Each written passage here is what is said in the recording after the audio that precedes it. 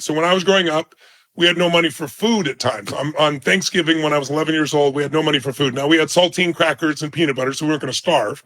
But, it's Thanksgiving. Everybody else having a feast, and it was pretty emotional. And my forefather and my mother were screaming at each other, saying things that once you say, you can't take back. I have a younger brother, 5 years younger sister, 7 years younger. I'm trying to make sure they don't hear the conversation. And my whole life changed because there's a knock on the door, and I open the door, and there's this man standing there with two big, giant bags of groceries and an uncooked turkey on the ground. And he goes, "Is your father here?" Well, long story short, I got my dad at the front door. I thought he was going to be so happy. He was not happy. He's like, "We don't accept charity." And he went to slam the door on the guy. And the guy had been leaning slightly in, so it hit his shoulder and bounced out. He said, "Sir, I'm just the delivery man. Someone knows you're having a difficult time. Please, you just accept this gift. And, they just want you to have a great Thanksgiving." And my dad went to close it again. And this time hit the guy's foot. And my dad's really starting to get mad. The guy looks over and sees me.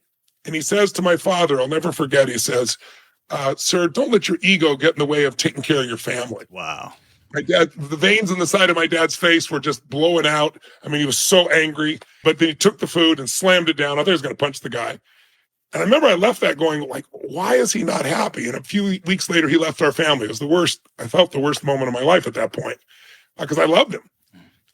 But three things control your life: the decisions you make about what to focus on, the decisions you make about what it means, and decisions you make of what to do. So that day, he focused on he hadn't fed his family. I know because he said it constantly.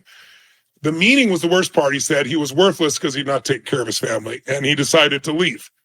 I focused on, wow, there's food here. What a concept. This is pretty amazing. And then I started looking around and saying, the thing that changed my whole life was, wow, someone cared enough about my family. They don't even want credit. My father always said, strangers don't care about you. Some stranger cares about our family. So if strangers care about me and my family, I want to care about strangers.